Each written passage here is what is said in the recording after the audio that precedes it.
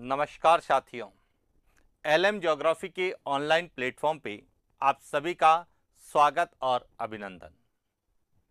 न रुकना है, न थकना है, बस मेहनत करके लक्ष्य को पाना है। इसी उद्देश्य और मोटिवेशन के साथ हम लोग बात कर रहे हैं राजस्थान के भूगोल की, ज्योग्राफी ऑफ राजस्थान। और इसमें आज हम अध्ययन करने वाले हैं राजस्थान की स्थिति एवं विस्तार, यानी कि राजस्थान का लोकेशन और उसका एक्सटेंशन, कि किस तरह से राजस्थान की स्थिति और किस तरह से विस्तार है। और स्थिति और विस्तार के आधार पर ही हम राजस्थान की आकृति और आकार का अध्ययन भी करते हैं। तो यह अपने आप में कई टॉपिकों का समावेश है, चाहे वह location, extension, shape and size, यानी कि राजस्थान की अवस्थिति, विस्तार, आकार और आकृति, जितने सारे जो प्रश्न हमें पूछे जाते हैं वह इसी राजस्थान की स्थिति और विस्तार को लेके पूछे जाएंगे। क्लियर?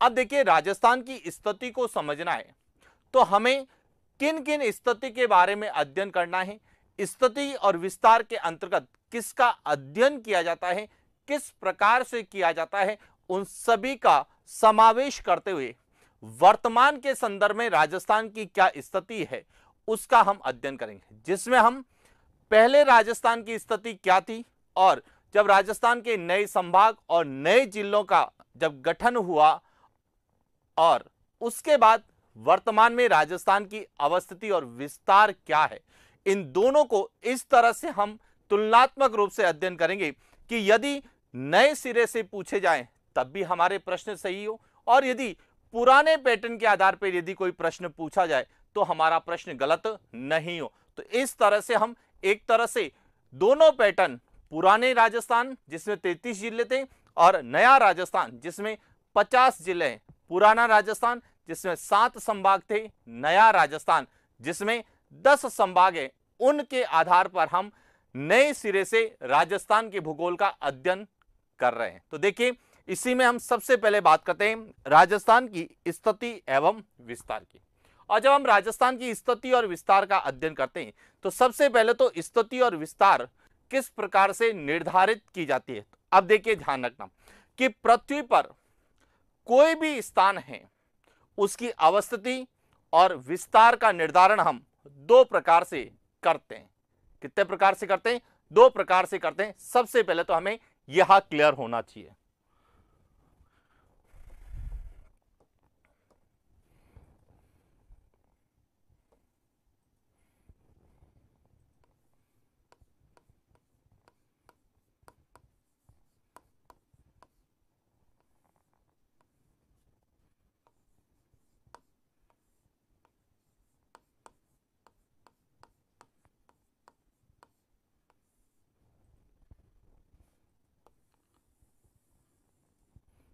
राजस्थान के भूगोल में सबसे पहले हम बात करेंगे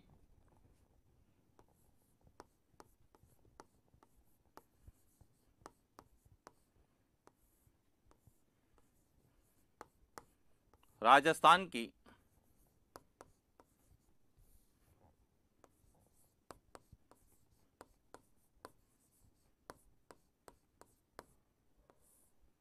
अवस्थिति एवं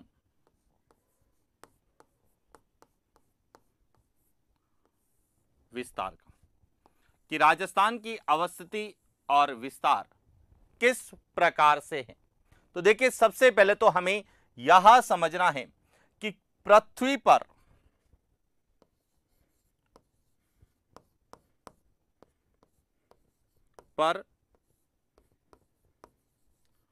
स्थित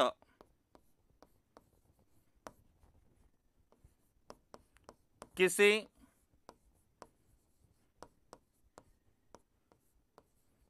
स्थान की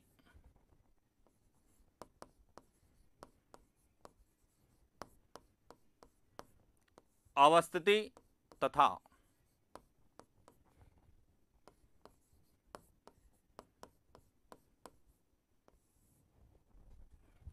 विस्तार का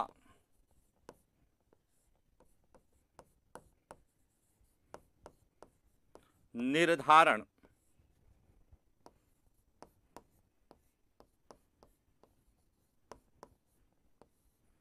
दो प्रकार से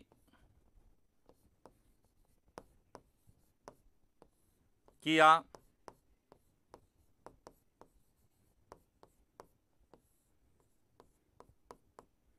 जा सकता है। सबसे पहले तो हमें यह पता होना चाहिए, चाहे वह राजस्थान है, चाहे वह भारत है, चाहे विश्व का कोई भी स्थान है, जो भी इस पृथ्वी पर स्थित है, चाहे वह महासागरीय क्षेत्र में है, चाहे वह महाद्वीपीय क्षेत्र में, कोई भी स्थान है, उसकी अवस्थिति और विस्तार का यदि हमें निर्धारण करना है तो हम दो प्रकार से कर सकते हैं।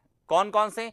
एक तो उसकी ग्लोबीय स्थिति के आधार पे और दूसरी उसकी भौगोलिक स्थिति के आधार पर। यानी कि किस तरह से किया जा सकता है?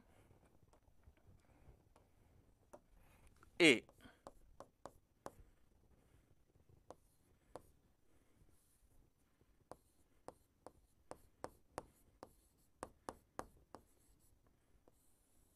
ग्लोबीय स्थिति और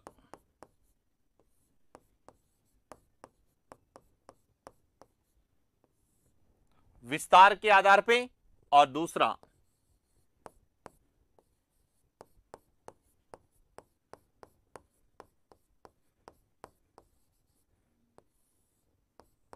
भौगोलिक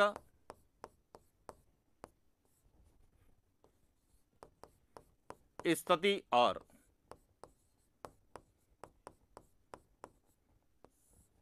विस्तार के आधार पर। यह ध्यान रखना कि जो है पृथ्वी पर कोई भी स्थान है, उसकी स्थिति और विस्तार हम दो प्रकार से निर्धारित कर सकते हैं। एक कहलाता है ग्लोबीय स्थिति और विस्तार, यानी कि ग्लोब में उसकी स्थिति और विस्तार के आधार पर। ग्लोब जो कि पृथ्वी का एक क्या है? प्रतिरूप है। और ग्लोब के बारे में हम लोग सब जानते हैं कि जो एक पृथ्वी का प्रतिरूप है, जिसपे अक्षांश और देशांतरों का जाल बिछा हुआ होता है, उसे हम क्या कहते हैं? ग्लोब कहते हैं।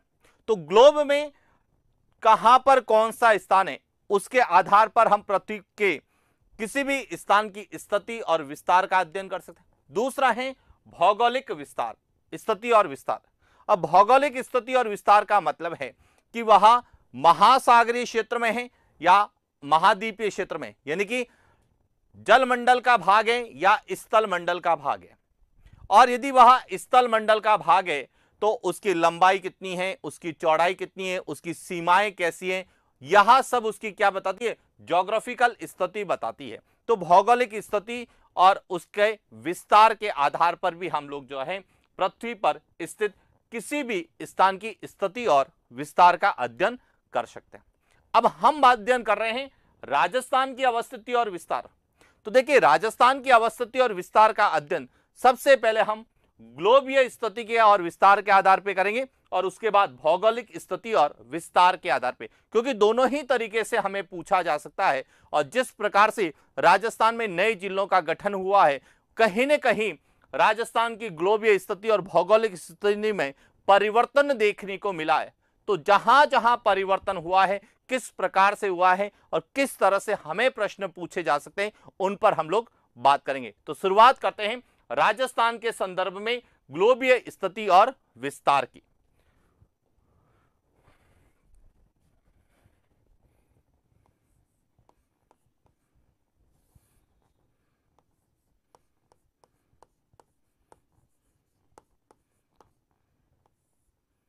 राजस्थान की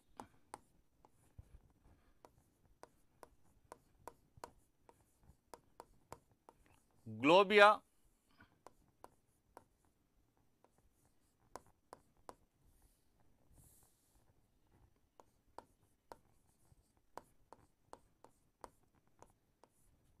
स्थिति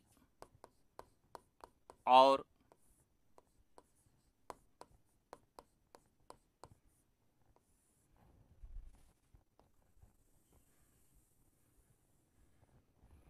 अब देखिए, हम अध्ययन करें कि राजस्थान की ग्लोबीय स्थिति और विस्तार का।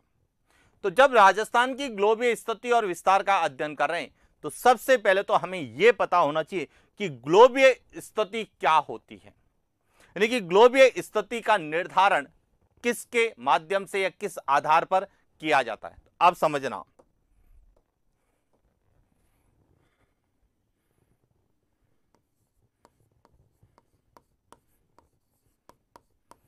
ग्लोबीय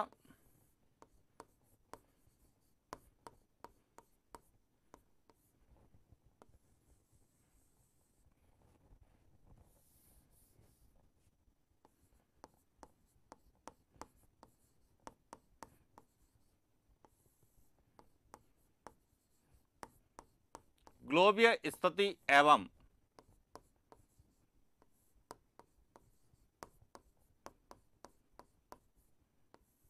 विस्तार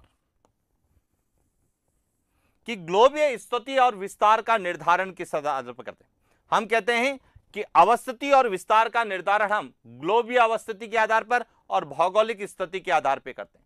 लेकिन प्रश्न आता है कि जब हम राजस्थान की ग्लोबीय स्थिति और विस्तार की बात करते हैं तो सबसे पहले तो हमें यह क्लियर होना चाहिए कि ग्लोबीय स्थिति और विस्तार का निर्धारण किस आधार पर या किसके द्वारा किया जाता है। तो अब समझना यहां से कि पृथ्वी पर किसी भी स्थान की ग्लोबीय स्थिति और विस्तार का जो निर्धारण है वह अक्षांश और देशांतर के माध्यम से किया जाता है।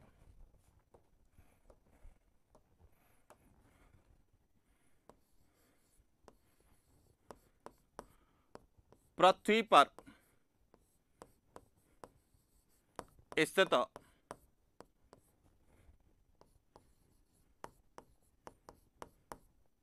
किसी स्थान की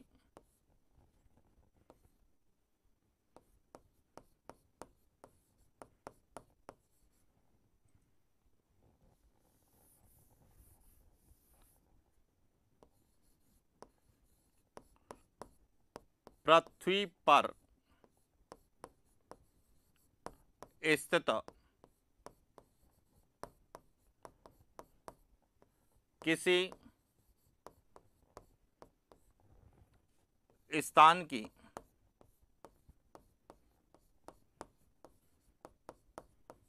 ग्लोबीय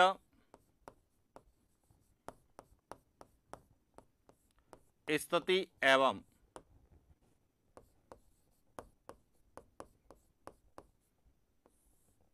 विस्तार का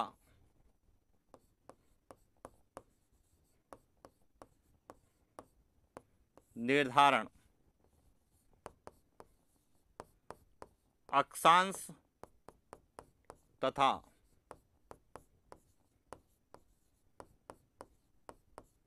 देशांतर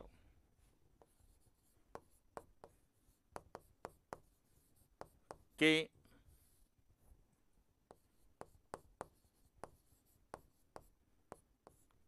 माध्यम से किया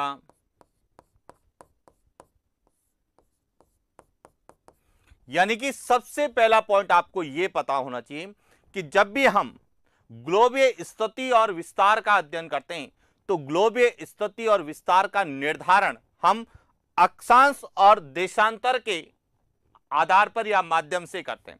यानी कि लैटिट्यूड और लॉन्गिट्यूड के आधार पर हम पृथ्वी पर कोई भी यहां जैसे ग्लोब है और इस ग्लोब में कोई भी स्थान है तो उसकी स्थिति और विस्तार का निर्धारण करने का जो आधार है वह हमारे पास अक्षांश और देशांतर होते हैं, लैटिट्यूड और लॉन्गिट्यूड होते हैं।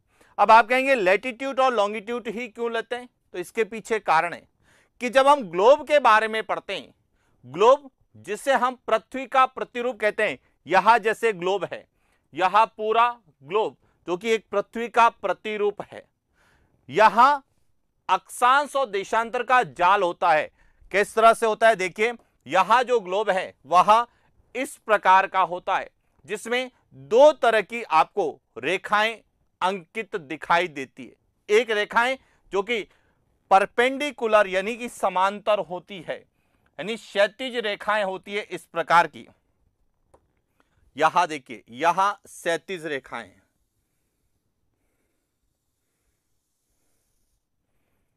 इस प्रकार की जो रेखाएं होती है, 37 रेखाएं हैं, समांतर रेखाएं होती है।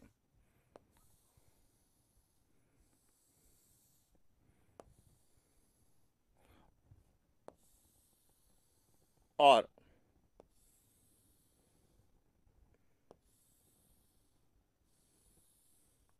दूसरी जो रेखाएं होती है वह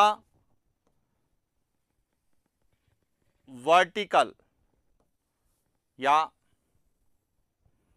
लंबवत रेखाएं होती है, जिन्हें आड़ी खड़ी रेखाएं कहते हैं।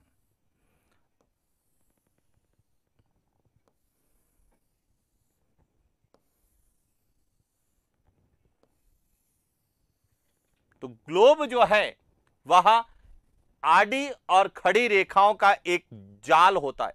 अब जो आड़ी रेखाएं हैं, यानी कि जो यहां आड़ी रेखाएं होती है, जैसे यहां एक ग्लोब है और इस ग्लोब में यहां जो रेखा है,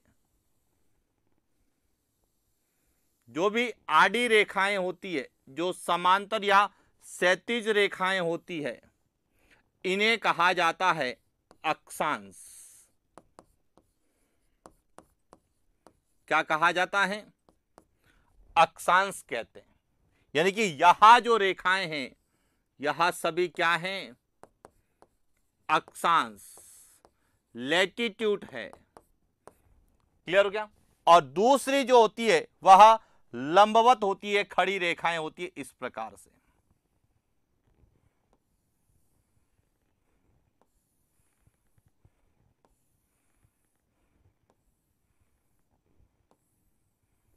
और ये जो लंबवत रेखाएं होती है, खड़ी रेखाएं होती है, इन्हें कहा जाता है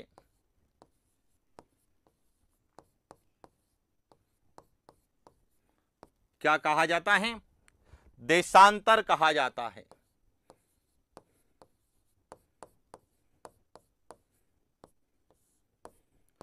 और इन अक्षांश और देशांतरों का यह जो पूरा जाल होता है, अक्षांश और देशांतर का जो जाल होता है, इसे क्या कहा जाता है? ग्रिड कहा जाता है। इस तरह से अक्षांश और देशांतर रेखाओं का पूरा एक जाल बन जाता है।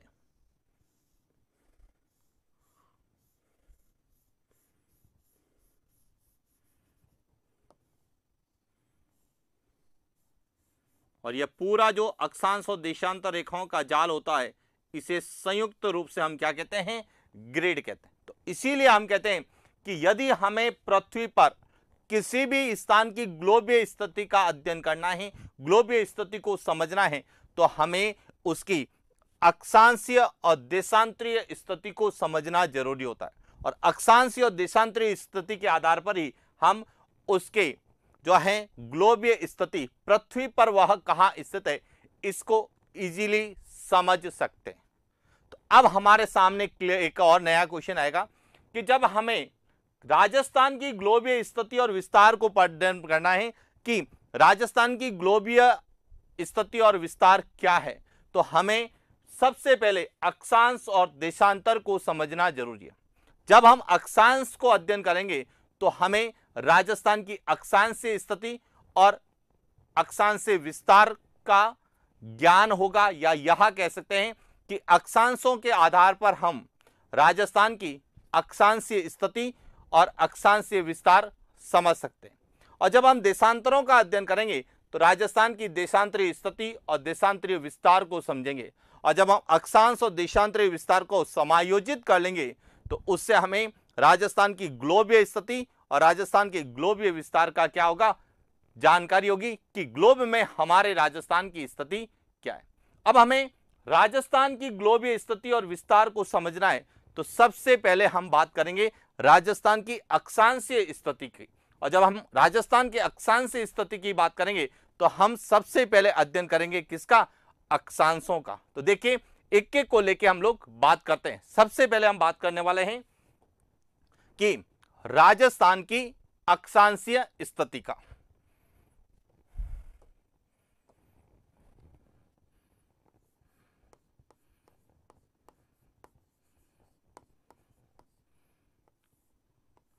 राजस्थान की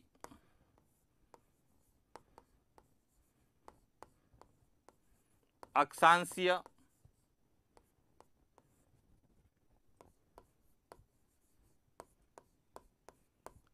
स्थिति एवं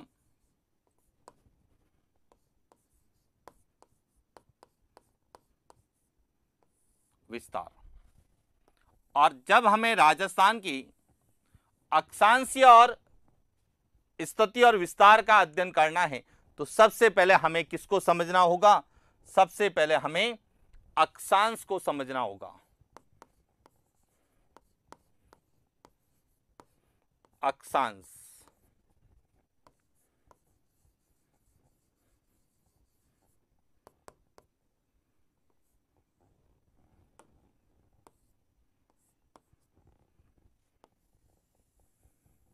लैटिट्यूड को समझना होगा, अक्षांश को समझना होगा।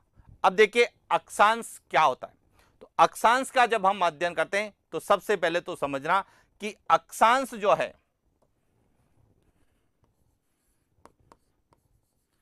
अक्षांश शब्द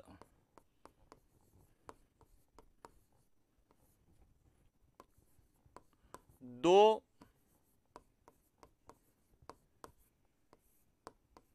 शब्दों से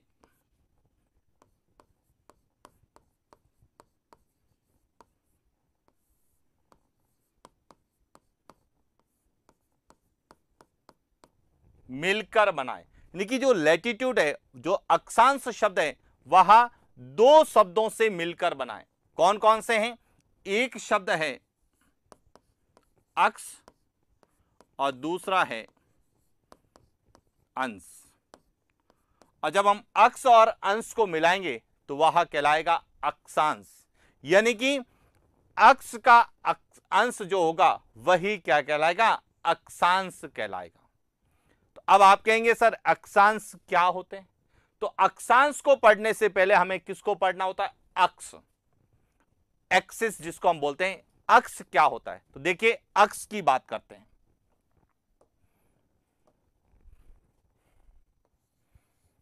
अक्ष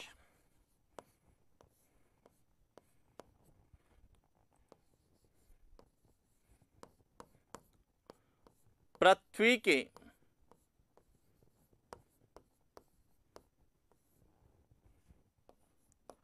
केंद्र से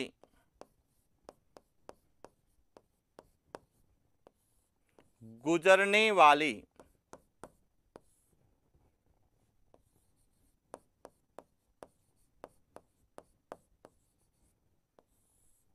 काल्पनिक रेखा जो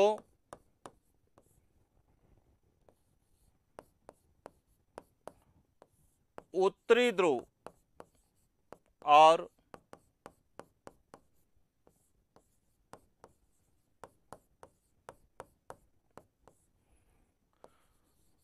दक्षिणी ध्रुव को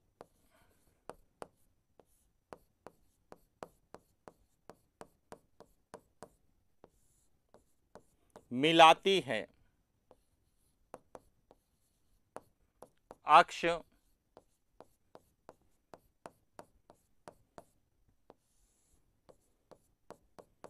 कहलाती है। अब देखिए अक्ष क्या होता है कि जब हम पृथ्वी के बारे में अध्ययन करते हैं तो हम कहते हैं कि पृथ्वी जब वह बनी या जिसकी उत्पत्ति हुई तो वह एक आग का गर्म गोला थी। और जब धीरे धीरे पृथ्वी ठंडी हुई तो उसका ऊपरी भाग पहले ठंडा हुआ और भीतरी भाग धीरे धीरे ठंडा हुआ। लेकिन आज भी कहीं न कहीं आंतरिक भाग में एक तरल तप्त पदार्थ पाया जाता है जिसे हम मैग्मा या लावा के नाम से जानते हैं। और जैसे जैसे हम पृथ्वी के आंतरिक भाग में जाते हैं तो देखा होगा जब पृथ्वी की आंतरिक संरचना का अध्ययन करते हैं तो पृथ्वी के भूगर्भ में जाने पर तापमान में वृद्धि होती है। इसका मतलब है कि पृथ्वी जो पहले आग का गर्म गोला थी जब धीरे धीरे ठंडी हुई तो वर्तमान में पृथ्वी की आकृति जो है एक लद्धवक्ष गोलाब की तरह है। पूरा गोला नहीं है। लद्धवक्ष गोलाब का मतलब है कि वह बीच में से तो उभरी हुई है और किनारों पर वह क्या है? चपटी सी है। क्लियर हो गया?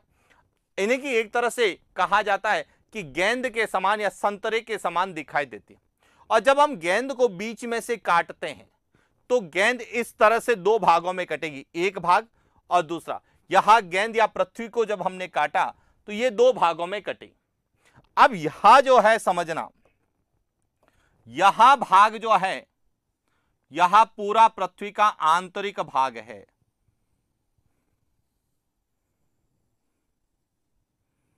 यहां पृथ्वी का कौन सा भाग है?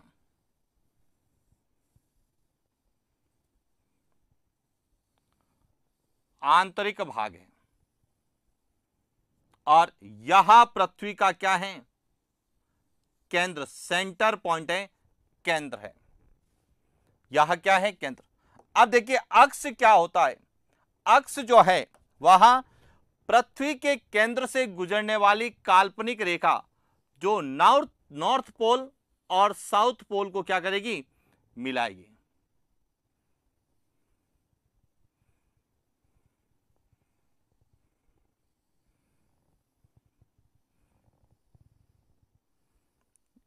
यह होती है क्या? अक्ष, एक्सिस जिसे कहते हैं। यानी कि पृथ्वी के केंद्र से गुजरने वाली काल्पनिक रेखा, इमेजिनरी लाइन होती है, यह लाइन दिखाई नहीं देती है, काल्पनिक लाइन होती है जो उत्तरी ध्रुव और दक्षिणी ध्रुव को क्या कहलाती है? मिलाती है। इसे हम क्या बोलते हैं? इसे कहते हैं अक्ष। एक्सिस कहलाती है, अक्ष कहलाती है।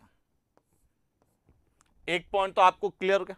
लेकिन हमें पढ़ रहे हैं अक्षांश। अक्षांश का मतलब है अक्ष प्लस अंश, यानी इस अक्ष के अंश ही क्या कहलाएंगे? अक्षांश कहलाएंगे।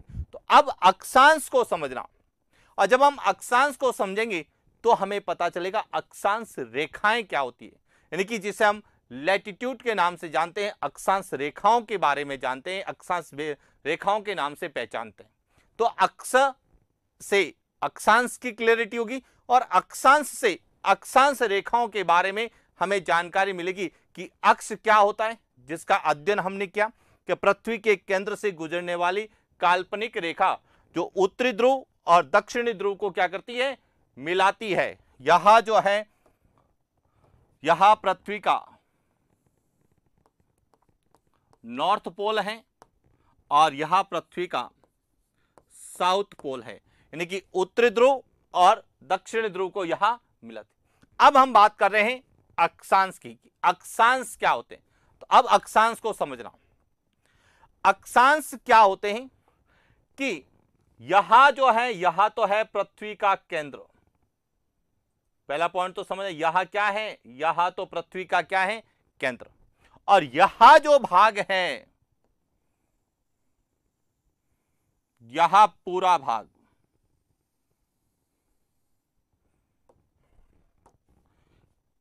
इसको हम कहते हैं पृथ्वी की सतह,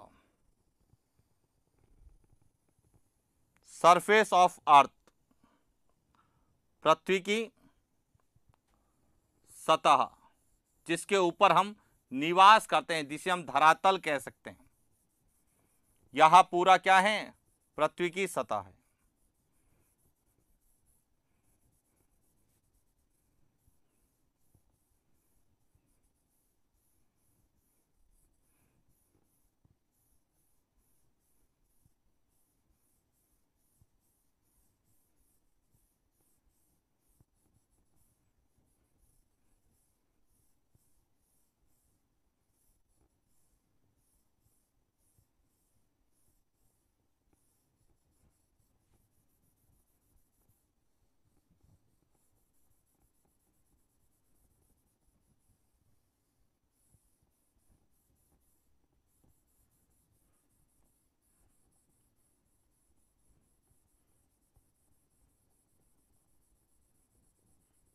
यहां जो भाग है,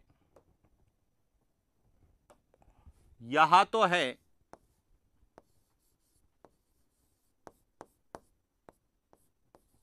पृथ्वी की सतह, सरफेस जिस पर हम निवास करते हैं। और यह पूरा भाग जो है, यह पृथ्वी का इनर पार्ट है, आंतरिक भाग है। क्लियर हो गया? अब यहां पे जो सबसे इंपॉर्टेंट बात है वह है, हम अध्ययन कर रहे हैं अक्षांश। अब अक्षांश क्या होते हैं कि पृथ्वी के केंद्र से, यहां जो पृथ्वी का क्या है? केंद्र है, यहां पृथ्वी का क्या है, केंद्र। इस पृथ्वी के केंद्र से पृथ्वी की सतह, यहां क्या है, पृथ्वी की सतह पर स्थित किसी बिंदु की जो है कोणात्मक दूरी, एंगुलर जो डिस्टेंस होगा, वह क्या कहलाएगा,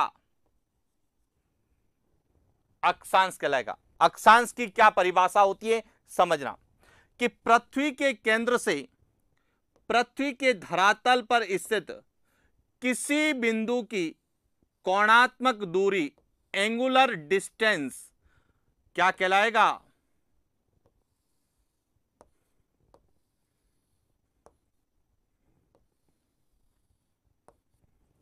अक्षांश कहलाएगा। अब समझना अक्षांश की परिभाषा क्या होती है।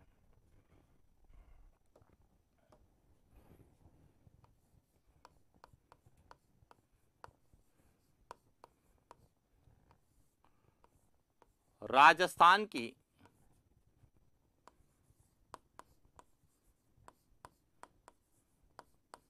अक्षांशीय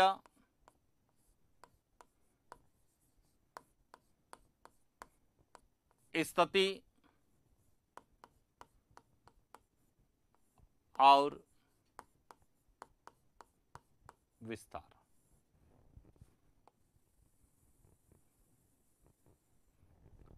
अब इसमें सबसे पहले हम बात करते हैं अक्षांश की।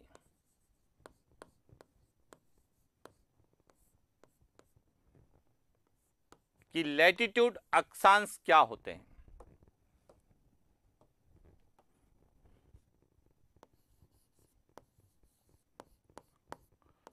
पृथ्वी के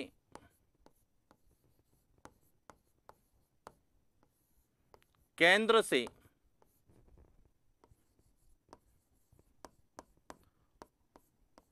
पृथ्वी की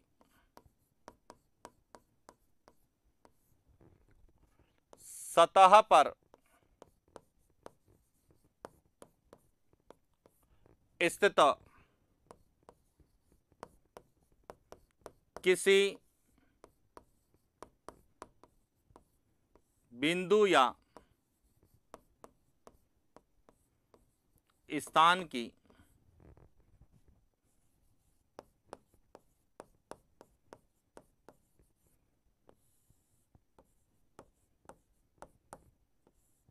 कोणात्मक दूरी अक्षांश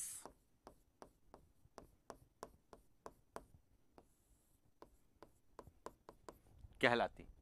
यानी कि पृथ्वी के केंद्र से पृथ्वी की सतह पर स्थित किसी बिंदु या स्थान की कोणात्मक दूरी, यानी कि यहां जो पृथ्वी है इसका यहां सेंटर पॉइंट है, इससे पृथ्वी की सतह पर स्थित कोई भी बिंदु है उससे वह कितने डिग्री का कोण बनाती है, कितने डिग्री का क्या बनाती है, कोण बनाती है। यानी कि angular distance centre point of earth to surface of earth between angular distance called latitude.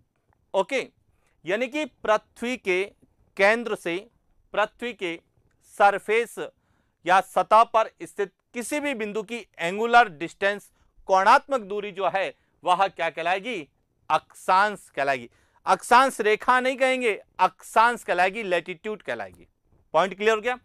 कैसे समझना, यहां से हमने कहा कि पृथ्वी के केंद्र से पृथ्वी की सतह पर स्थित है, तो इसका मतलब है कि यदि किसी एक बिंदु को लें, इसकी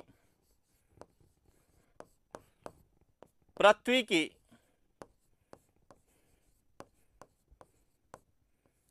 केंद्र से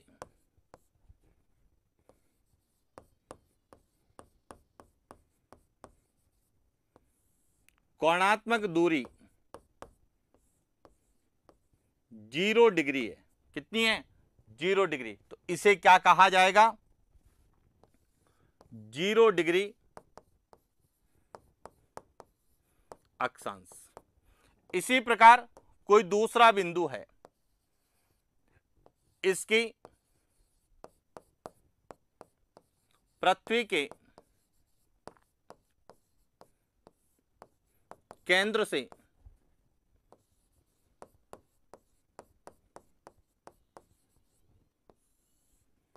कोणात्मक दूरी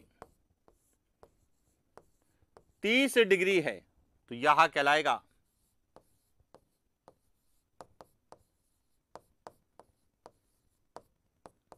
30 डिग्री अक्षांश। यदि 60 डिग्री है तो 60 डिग्री अक्षांश कहलाएगा, और यदि 90 डिग्री है तो 90 डिग्री अक्षांश कहलाएगा। तो क्लियर हो गया अक्षांश क्या होते हैं। दूसरा आता है अक्षांश रेखाएं। लैटिट्यूड लाइंस क्या होती है, अक्षांश रेखाएं क्या होती है।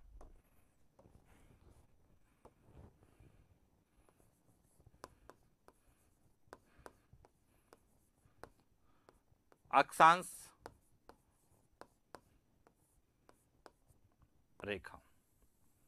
अब कई अक्षांश और अक्षांश रेखाओं को एक ही कहते हैं।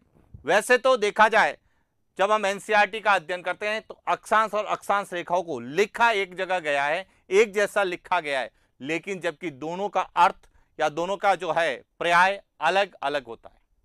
यहां तो पृथ्वी के भीतर केंद्र से सतह के बीच की दूरी की कोणात्मक दूरी को बताएगा, जबकि अक्षांश रेखाएं क्या होती है तो समझना, अक्षांश रेखाएं पृथ्वी की सतह पर समान अक्षांशों को मिलाने वाली काल्पनिक रेखाएं होती है, यह ध्यान रखना।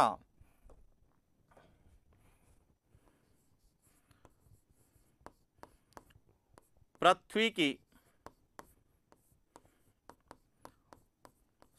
सतह पर स्थित समान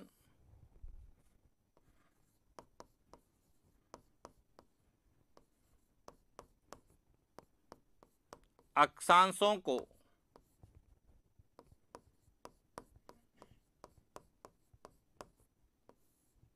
मिलाने वाली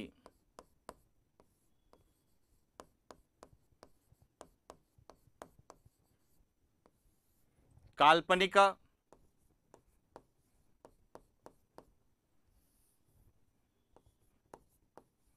रेखा अक्षांश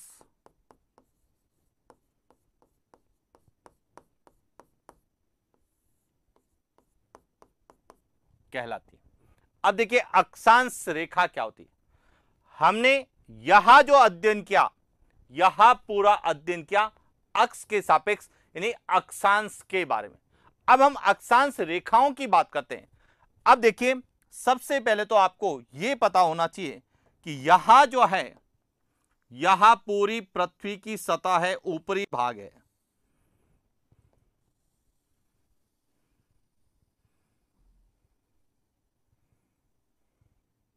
यहां पृथ्वी की क्या है, सतह। अब देखिए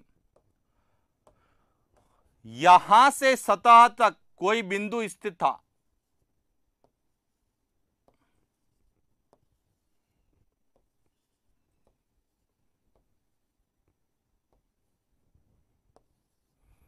अब केंद्र से सतह पर स्थित किसी बिंदु की कोणात्मक दूरी तो क्या कहलाई, अक्षांश। अब जो समान अक्षांश है, देखिए यहां सब समान कोणात्मक दूरी पर स्थित होंगे। देखिए यहां 0 से समान कोणात्मक दूरी पर होंगे, यहां सभी केंद्र से समान कोणात्मक दूरी पर स्थित होंगे, यहां भी केंद्र से समान कोणात्मक दूरी पर स्थित होंगे, यहां भी केंद्र से समान कोणात्मक दूरी पर स्थित होंगे। अब यहां जितने भी बिंदु है जो समान अक्षांश पर स्थित है, यहां पृथ्वी की सतह, यह ध्यान रखना।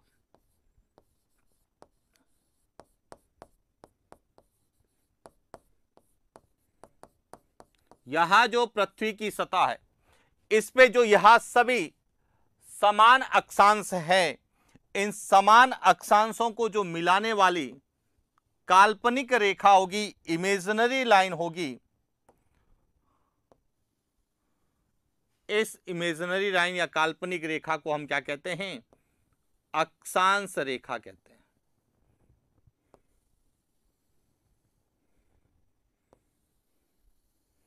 जो समान अक्षांशों को क्या करेगी, इस तरह से मिलाएगी। इन रेखाओं को, जो कि भूमध्य रेखा के समांतर पूरब से पश्चिम खींची जाती है, इन्हें ही हम क्या कहते हैं, अक्षांश रेखाएं कहते हैं, लैटिट्यूड लाइंस कहते हैं, जिसकी परिभाषा हमने लिखी है कि पृथ्वी की सतह पर स्थित समान अक्षांशों को मिलाने वाली काल्पनिक रेखाएं। जैसे उदाहरण के लिए 0 डिग्री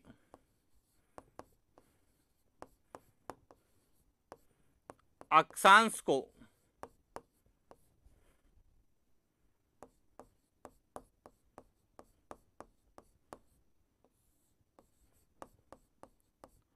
मिलाने वाली रेखा क्या कहलाएगी, 0 डिग्री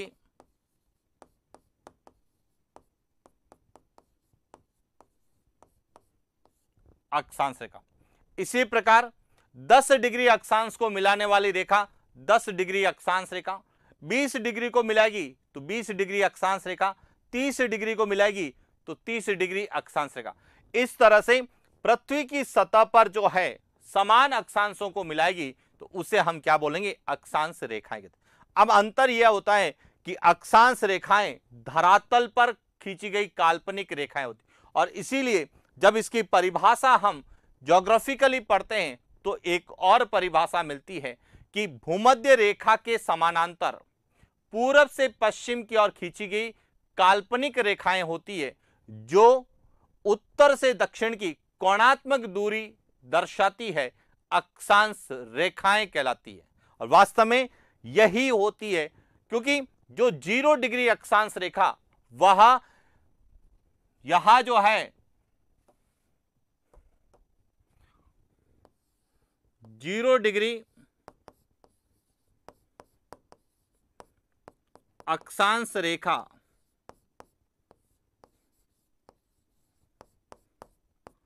पृथ्वी के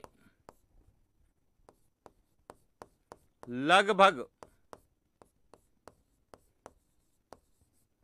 मध्य से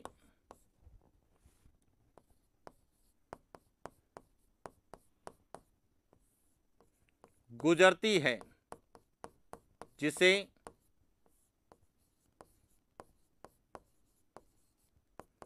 भूमध्य रेखा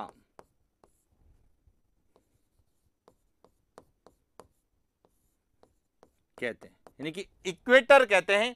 यहां लगभग पृथ्वी के क्या गुजरती है, मध्य से गुजरती है। देखिए यहां 0 डिग्री अक्षांश, 0 डिग्री जो अक्षांश रेखा है यहां लगभग पृथ्वी के, देखिए पूरे पृथ्वी के लगभग आधा भाग उत्तर में रहता है, आधा भाग दक्षिण में रहता है, और इसी रेखा को हम क्या बोलते हैं,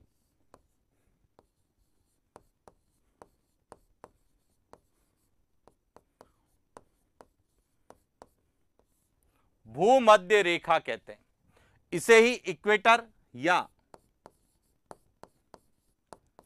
विषुवत रेखा भी कहा जाता है। तो देखिए विषुवत रेखा है, भूमध्य रेखा है, इक्वेटर है या 0 डिग्री अक्षांश, यह सभी एक ही रेखा होती है। और कई जगह हम 0 डिग्री अक्षांश ही कहते हैं, 0 डिग्री अक्षांश रेखा भी नहीं कहते हैं। तो 0 डिग्री अक्षांश, भूमध्य रेखा, विषुवत रेखा, इक्वेटर, यहां पृथ्वी के लगभग मध्य से गुजरती है और यहां पृथ्वी को 2 बराबर भागों में भी बांटती है। इसके उत्तर का भाग उत्तरी गोलार्ध कहलाता है और दक्षिण का भाग दक्षिणी गोलार्ध कहलाता है। देखिए कैसे, यहां जो उत्तर का भाग है यहां कहलाता है उत्तरी गोलार्ध,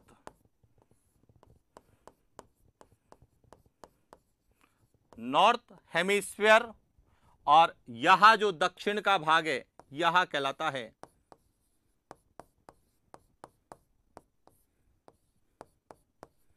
दक्षिणी गोलार्ध,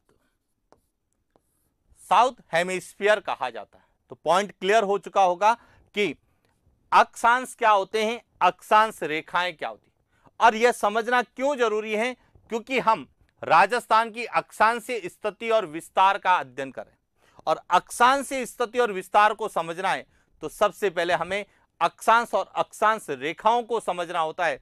और जब हमें अक्षांश और अक्षांश रेखाओं के बारे में जानकारी होती है तो उसके आधार पर ही हम राजस्थान की अक्षांशीय स्थिति और उसके विस्तार का अध्ययन कर सकते हैं और अपनी समझ विकसित कर सकते हैं कि क्या हमसे पूछा जाएगा और किस तरह से हमें रटना नहीं है, समझना है। और समझ लिया तो फिर कभी बार बार पढ़ने की आवश्यकता नहीं है। क्लियर हो गया? अब देखिए हम बात करते हैं कि अक्षांश क्या होते हैं, अक्षांश रेखाएं क्या होती हैं, और हमने यह भी पढ़ लिया कि भूमध्य रेखा पूरे पृथ्वी को दो समान भागों में विभाजित करती है।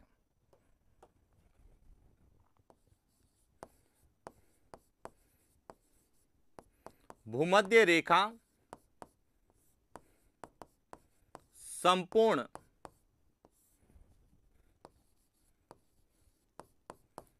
पृथ्वी को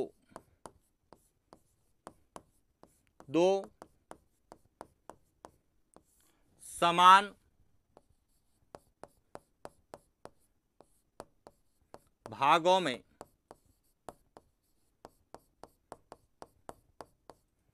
विभाजित करती है। अब कौन कौन से भाग हैं? एक भाग कहलाता है उत्तरी गोलार्ध,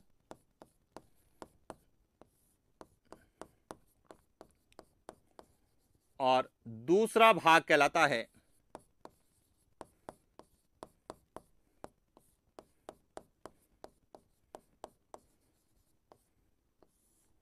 दक्षिणी गोलार्ध कहलाता है। क्लियर हो गया? तो अब आपको दो चीजें क्लियर रखनी है कि अक्षांश क्या होते हैं, अक्षांश रेखाएं क्या होती हैं, 0 डिग्री अक्षांश या 0 डिग्री अक्षांश रेखा कौन सी होती है, और वह पृथ्वी को कितने भागों में डिवाइड करती है? दो भागों में। जो इक्वेटर के नॉर्थ में है उसे हम उत्तरी गोलार्ध, नॉर्थ हेमिस्फीयर कहेंगे, और जो इसके साउथ में है उसे हम दक्षिणी गोलार्ध, साउथ हेमिस्फीयर के नाम से जानते हैं। अब इसी के आधार पर हमें राजस्थान की अक्षांशीय स्थिति और उसका अक्षांशीय विस्तार का अध्ययन करना है। और यदि यह आपको अच्छे से समझ में आ गया है तो अब अक्षांशीय स्थिति और अक्षांशीय विस्तार को समझना बिल्कुल आसान हो जाएगा। केवल और केवल 2-4 शब्द आपको जो है समझने हैं, और 2-4 शब्द यदि आपको समझ में आ गए तो आपका राजस्थान के अक्षांशीय स्थिति और विस्तार का प्रश्न कभी एग्जाम में गलत नहीं होगा। कैसे? देखिए, बात करते हैं राजस्थान की अक्षांशीय स्थिति और विस्तार की।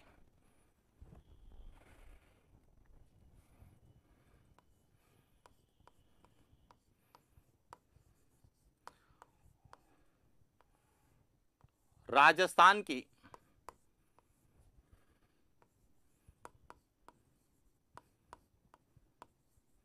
अक्षांशीय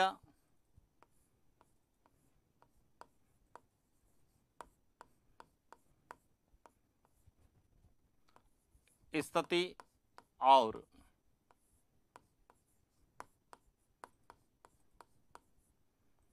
विस्तार।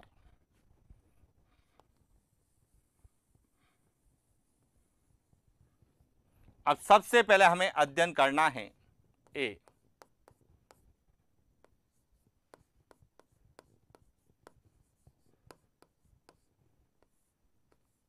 राजस्थान की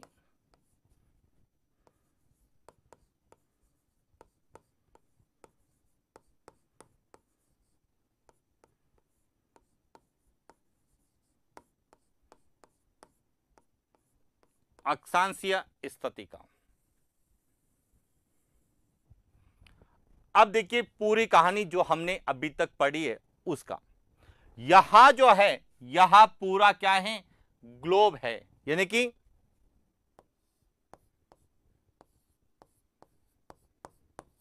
ग्लोब या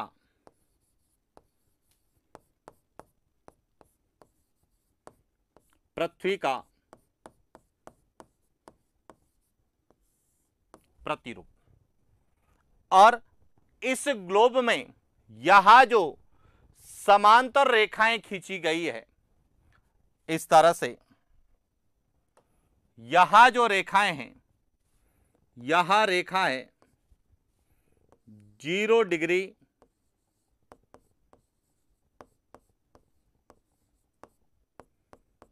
अक्षांश रेखा, जिसे हम क्या कहते हैं,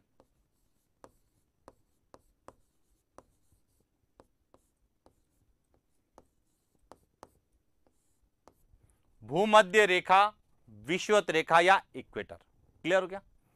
अब यहां जो भूमध्य रेखा है, यहां पूरी पृथ्वी को दो भागों में बांट रही है। ऊपरी भाग कहलाता है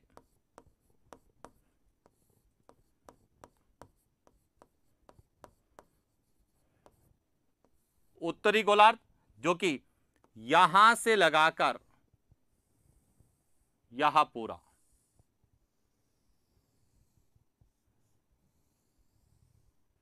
यहां उत्तरी भाग क्या कहलाएगा, उत्तरी गोलार्ध, और यहां से लगाकर यहां पूरा जो इस भूमध्य रेखा के कहां हैं, दक्षिण में, इसे कहा जाएगा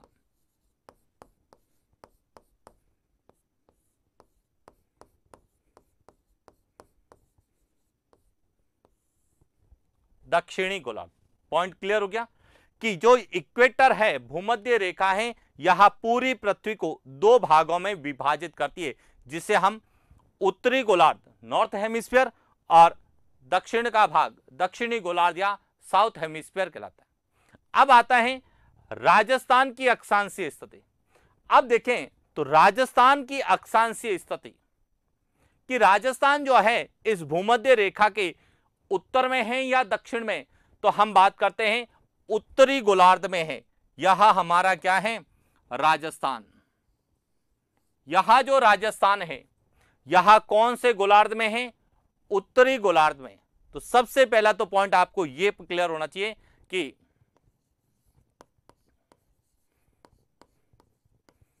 अक्षांशीय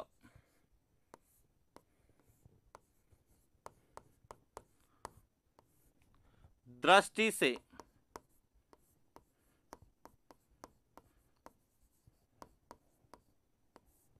राजस्थान की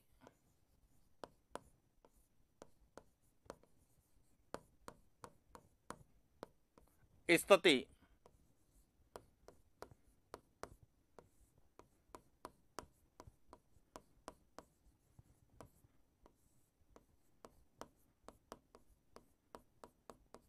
उत्तरी गोलार्ध में। पहला पॉइंट यही ध्यान रखना कि राजस्थान की अक्षांशीय स्थिति क्या है, तो उत्तरी गोलार्ध, नॉर्थ हेमिस्फीयर में। क्यों है? क्योंकि राजस्थान जो है वह अक्षांशीय दृष्टि से इस भूमध्य रेखा इक्वेटर के नॉर्थ में, उत्तर में स्थित है, और इसीलिए राजस्थान की अक्षांशीय स्थिति या अक्षांशीय दृष्टि से राजस्थान की स्थिति क्या होगी, तो उत्तरी गोलार्ध होगी। पॉइंट क्लियर हो गया? अब इसी से हमें यह पता चलेगा कि राजस्थान अक्षांशीय दृष्टि से उत्तरी गोलार्ध में तो है, लेकिन इसका विस्तार कहां से कहां तक है, तो बात करते हैं राजस्थान के अक्षांशीय विस्तार की। दूसरा है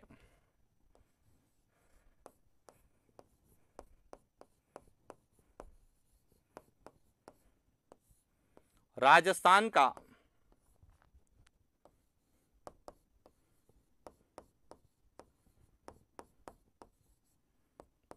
अक्षांशीय विस्तार,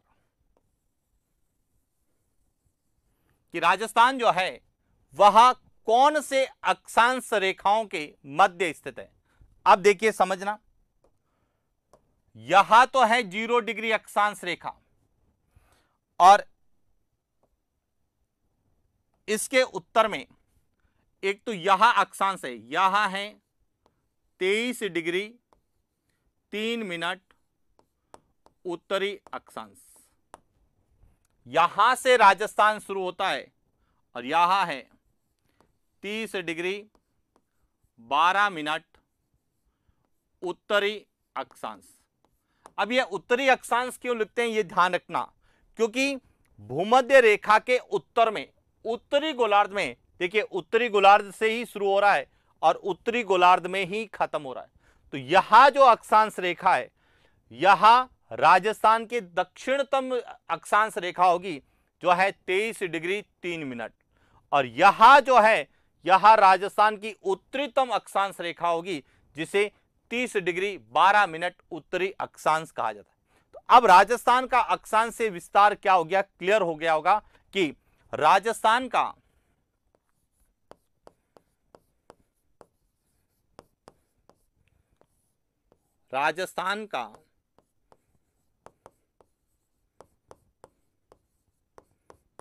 अक्षांशीय विस्तार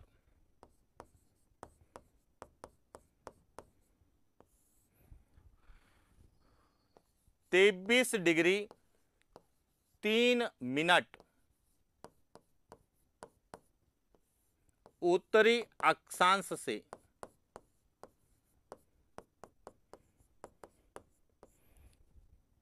30 डिग्री 12 मिनट उत्तरी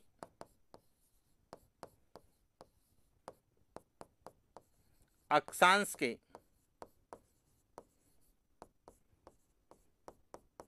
मध्य है। तो यहां दूसरा पॉइंट याद रखना है कि राजस्थान का अक्षांशीय विस्तार कितना है, तो 23 डिग्री 3 मिनट उत्तरी अक्षांश से 30 डिग्री 12 मिनट उत्तरी अक्षांश। यह ध्यान रखना 23 डिग्री 3 मिनट, कई जगह 23 डिग्री 03 भी लिखा जाता है, तो 23 डिग्री 3 मिनट भी सही है और 23 डिग्री 03 मिनट भी सही है।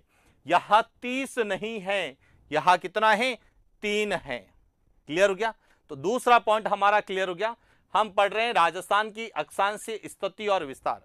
तो राजस्थान की अक्षांशीय स्थिति क्लियर होगी उत्तरी गोलार्ध में, और राजस्थान की का अक्षांशीय विस्तार क्लियर हो गया 23 डिग्री 3 मिनट उत्तरी अक्षांश से 30 डिग्री 12 मिनट उत्तरी अक्षांश के मध्य।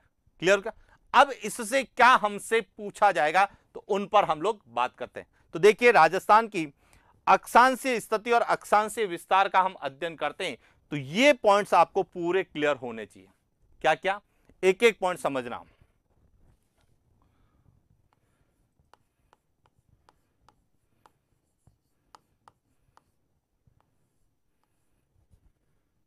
राजस्थान की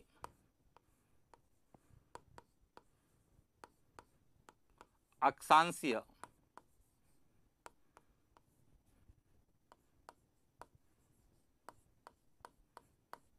स्थिति एवं विस्तार। अब राजस्थान की अक्षांशीय स्थिति और विस्तार को लेके जितने भी प्रश्न पूछे जाएंगे वह इसके आधार पर पूछे जाएंगे। कैसे पूछाएंगे समझना। अब यह जो हमारा राजस्थान है, यह कहां से शुरू होता है, यह इस अक्षांश से शुरू होता है। यह कौन सा अक्षांश है, 23 डिग्री 3 मिनट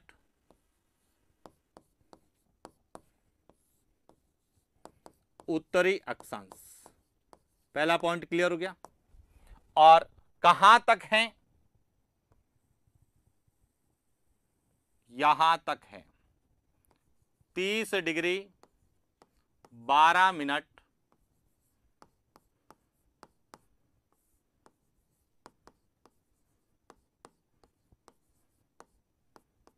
उत्तरी अक्षांश। तो एक पॉइंट तो आपको क्लियर हो गया होगा कि राजस्थान का अक्षांश से विस्तार कहां से कहां तक है, 23 डिग्री 3 मिनट उत्तरी अक्षांश से 30 डिग्री 12 मिनट उत्तरी अक्षांश।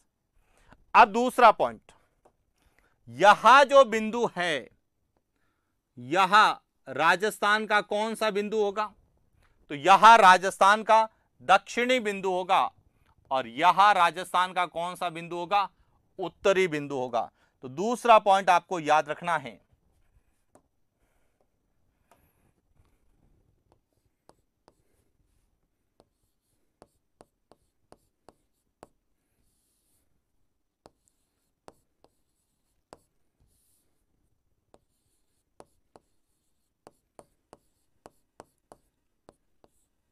दक्षिणी बिंदु, और जो दक्षिणी बिंदु है वह है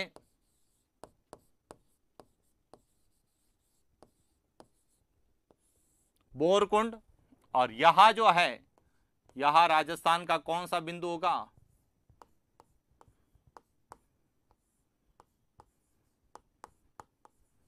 उत्तरी बिंदु। कौन सा होगा?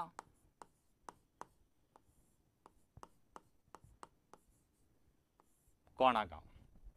अब यहां डिस्ट्रिक्ट पूछते हैं कि यहां बोरकुंड किस जिले में होगा, तो यहां डिस्ट्रिक्ट है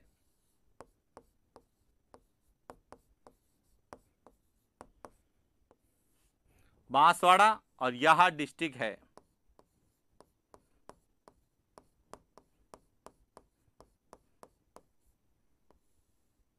श्रीगंगानगर।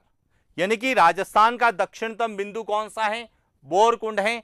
किस जिले में है? बांसवाड़ा में। और राजस्थान का उत्तरतम बिंदु कौन सा है? कोणागांव है। और किस जिले में है? श्रीगंगानगर। यानी कि राजस्थान के दक्षिणतम बिंदु और उत्तरतम बिंदु में किसी तरह का नए जिलों के बनने से बदलाव नहीं हुआ। बदलाव जो हुआ है वह केवल अंतर वाले जिले हैं उनमें हुआ है। जो राजस्थान के उत्तरी बिंदु, दक्षिणी बिंदु, पूर्वी बिंदु और पश्चिमी बिंदु को लेके कोई जो है परिवर्तन नहीं हुआ है। तो इसका मतलब ये ध्यान रखना कि राजस्थान की अक्षांशीय स्थिति और विस्तार में कोई परिवर्तन देखने को नहीं मिलेगा। हाँ, राजस्थान से गुजरने वाले अक्षांशों में परिवर्तन जरूर मिलेगा, लेकिन राजस्थान की अक्षांशीय स्थिति और विस्तार में कोई परिवर्तन नहीं मिलेगा। तो एक तो आपको यह पता होना चाहिए कि राजस्थान जो है या राजस्थान का अक्षांशीय विस्तार कहां से कहां तक है, राजस्थान का उत्तरी बिंदु और दक्षिणी बिंदु कौन सा है। क्लियर? अब इसके बाद कि राजस्थान जो है 23 डिग्री 3 मिनट उत्तरी अक्षांश से लगाकर 30 डिग्री 12 मिनट उत्तरी अक्षांश के मध्य है। तो राजस्थान कितने अक्षांशों के मध्य है? तो यह ध्यान रखना, बड़ी संख्या में से छोटी संख्या को यदि अपन घटाते हैं तो राजस्थान जो है वह 7 डिग्री 9 मिनट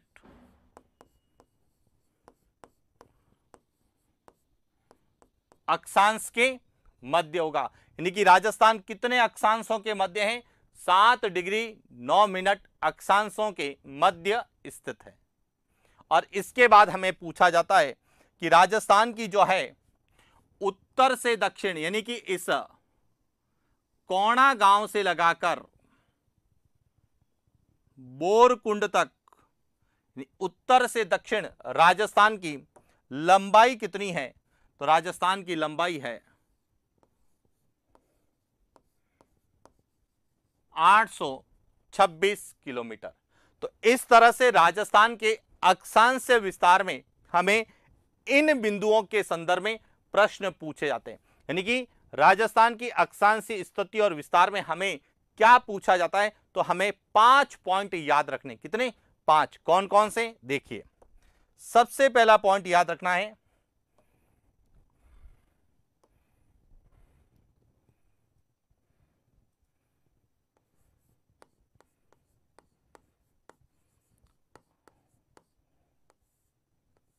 राजस्थान की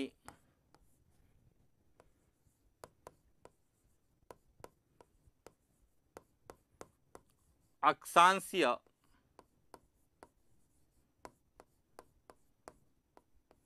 स्थिति।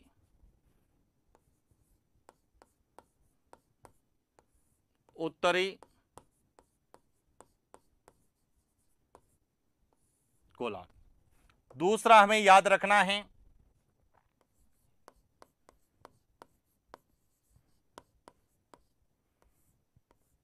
राजस्थान का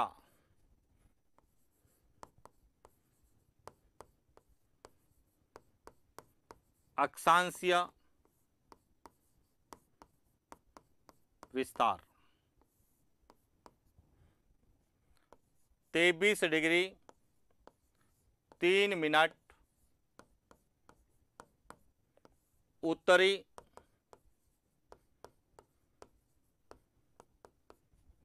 अक्षांश से 30 डिग्री 12 मिनट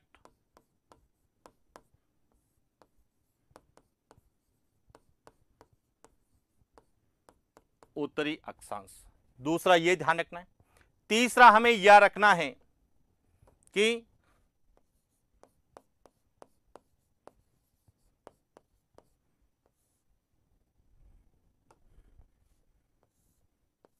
राजस्थान का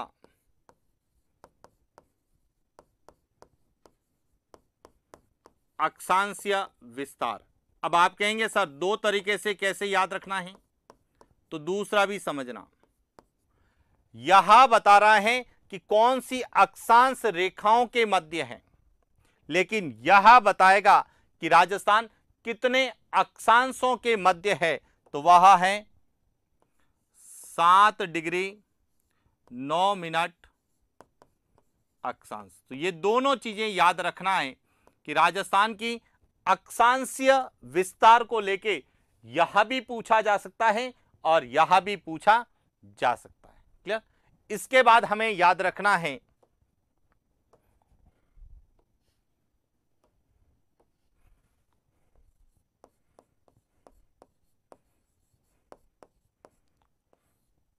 राजस्थान की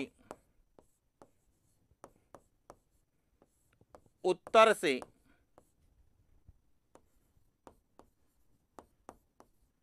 दक्षिण लंबाई, और राजस्थान की उत्तर से दक्षिण लंबाई कितनी है? 826 किलोमीटर है। इसके बाद राजस्थान का दक्षिणतम बिंदु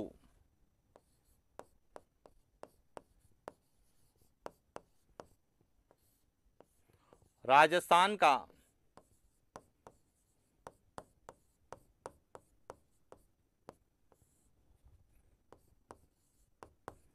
दक्षिणतम बिंदु, अब देखिए कौन सा है?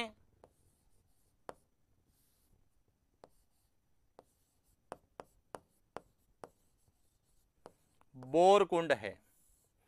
किस तहसील में है?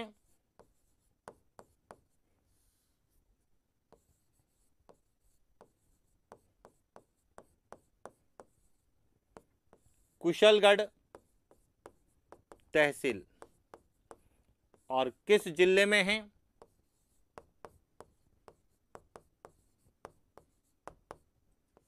बांसवाड़ा में।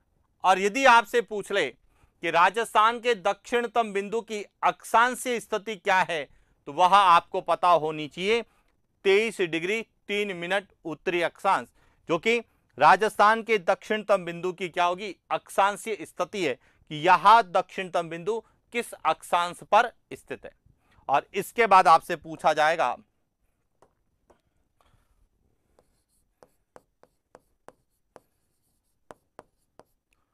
राजस्थान का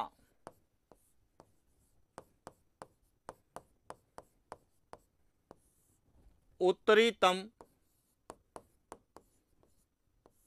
बिंदु कौन सा है?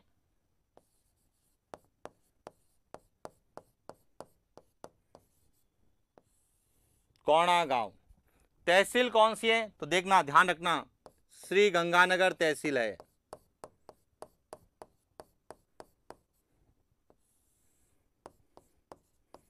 श्री गंगानगर तहसील। और जिला कौन सा होगा? तो श्री गंगानगर।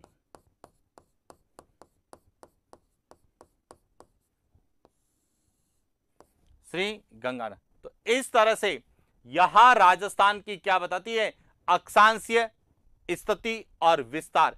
यानी कि इसको आपको बहुत अच्छे से अध्ययन करना है कि राजस्थान की अक्षांशीय स्थिति और विस्तार में जब भी आपसे प्रश्न पूछा जाएगा वह इस मानचित्र के अनुसार आपसे पूछा जाएगा। और ये पॉइंट आपसे पूछे जा सकते हैं कि राजस्थान की अक्षांशीय स्थिति क्या है, राजस्थान का अक्षांशीय विस्तार कितना है, राजस्थान कितने अक्षांशों के मध्य स्थित है, जो कि राजस्थान के एक तरह से अक्षांशीय विस्तार या अक्षांशीय स्थिति को बताएगा। उसके बाद राजस्थान के उत्तर से दक्षिण लंबाई कितनी है, यानी कि कोणा से बोरकुंड की दूरी कितनी है, और राजस्थान का दक्षिणतम बिंदु कौन सा है, किस तहसील में है और किस जिले में है, और उसकी यदि अक्षांशीय स्थिति पूछा जाएगा तो वह 23 डिग्री 3 मिनट उत्तरी अक्षांश। और राजस्थान का उत्तरीतम बिंदु कौन सा है, कोणा गांव, किस तहसील में है, श्री गंगानगर तहसील में है, किस जिले में है, श्री गंगानगर में है, और इसकी यदि अक्षांशीय स्थिति पूछा जाएगा तो 30 डिग्री 12 मिनट उत्तरी अक्षांश। क्लियर। तो ये था राजस्थान में या राजस्थान की ग्लोबीय स्थिति के अंतर्गत अक्षांशीय स्थिति और विस्तार। इसके बाद हमें पूछा जाता है कि राजस्थान से गुजरने वाले अक्षांश कौन कौन से हैं, या कौन सी अक्षांश रेखाएं, जिसमें हमें मुख्य अक्षांश रेखा भी पूछी जा सकती है या अन्य अक्षांशों के बारे में भी पूछा जा सकता है। तो एक एक के बारे में हम विस्तार से अध्ययन करेंगे नेक्स्ट क्लास। आज के लिए इतना ही, मिलते हैं नेक्स्ट क्लास। धन्यवाद।